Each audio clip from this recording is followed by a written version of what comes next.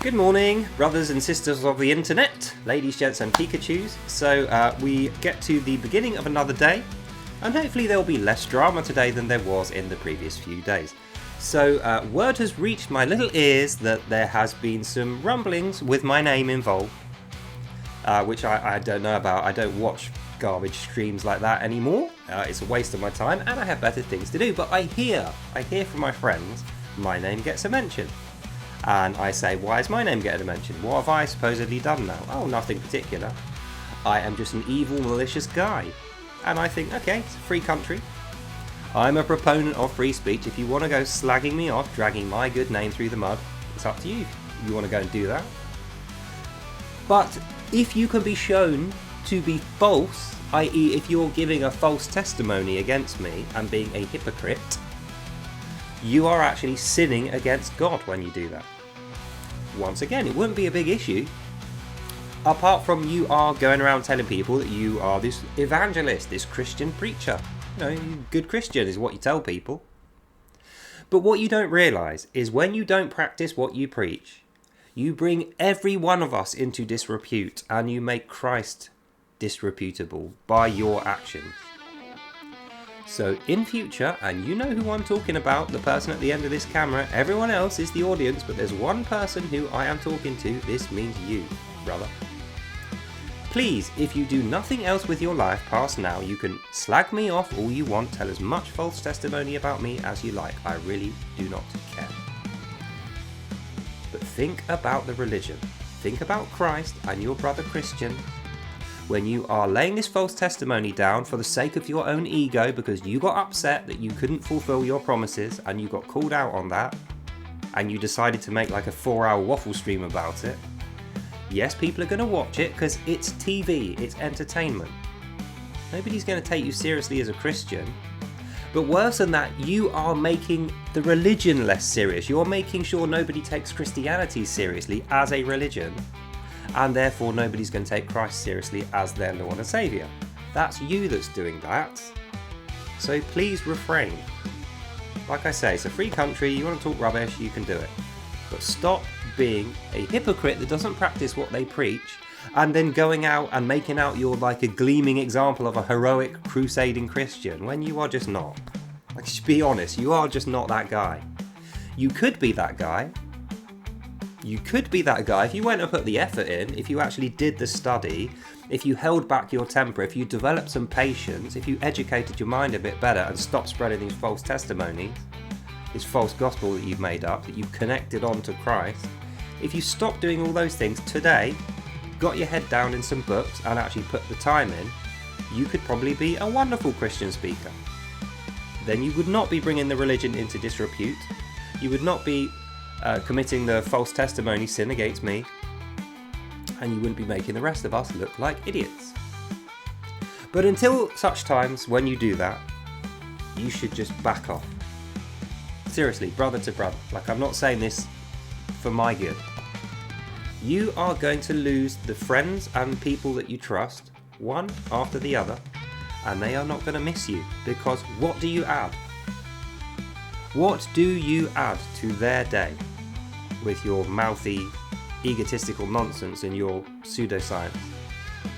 Nothing positive comes out of your work whatsoever, and it hasn't for months. That's the reason why this friction has been caused. It's not an accident. It's not like me. It's not like some conspiracy that I have driven against you. No, it's you that's caused this. And we warned you every step of the way. Like Matthew 18 advised me to, I came to you in private and tried to negotiate with you, begged you, and you said no. I came to you with a few friends, we begged you, you said no, weren't interested. I came to you with everybody, virtually the whole church or village or group, whatever you want to call it, you still weren't interested. Then I went public, and then after that, guess what I have to do? Treat you like a heathen, if so you are behaving like one, which, by the way, you are. So what else am I supposed to do? I'm a Christian, I follow the gospel. The gospel told me to do that.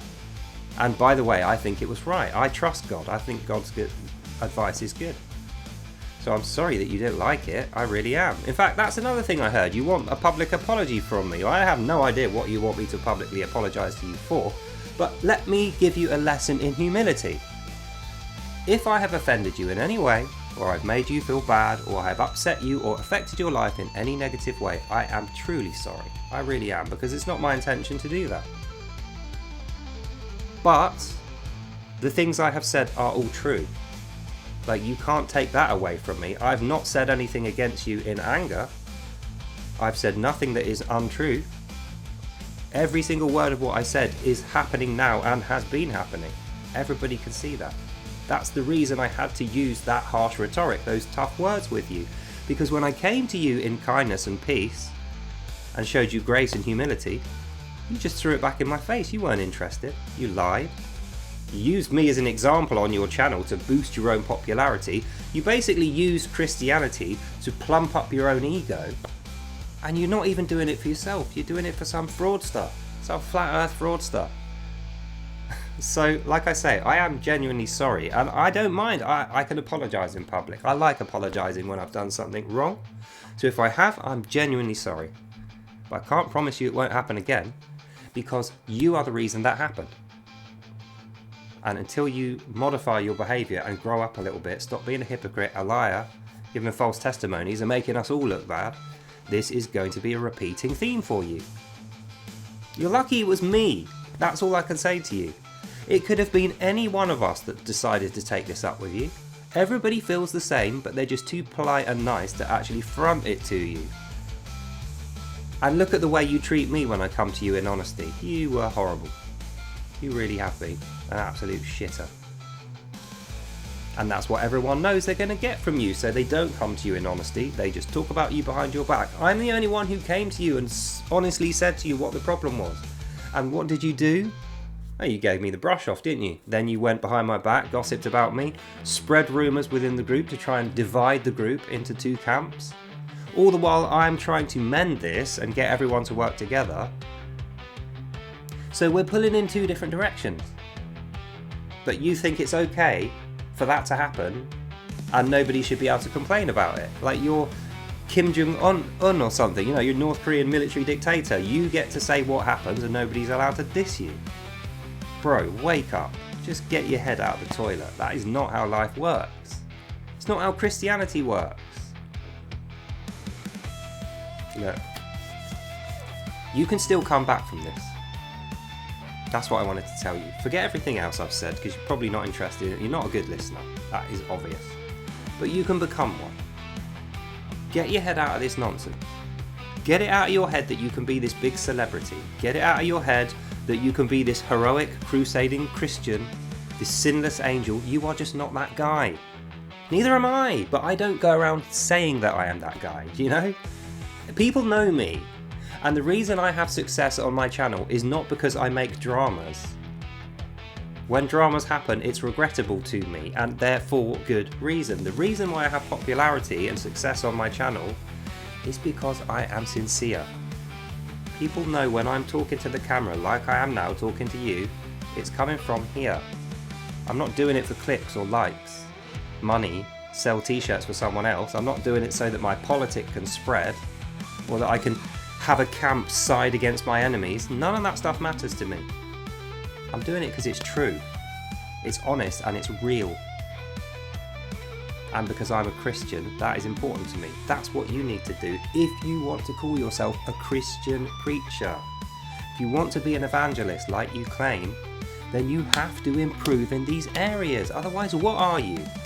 You're not a Christian if you don't practice what you preach.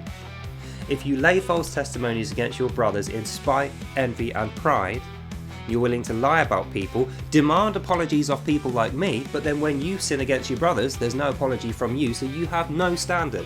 Everyone else has a standard, but you don't.